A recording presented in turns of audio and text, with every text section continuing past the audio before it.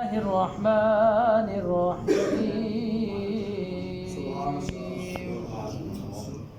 ألا إن أولياء الله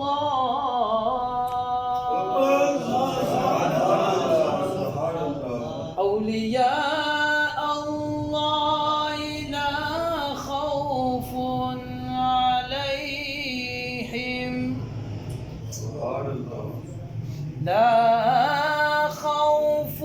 عليهم ولا هم يحزنون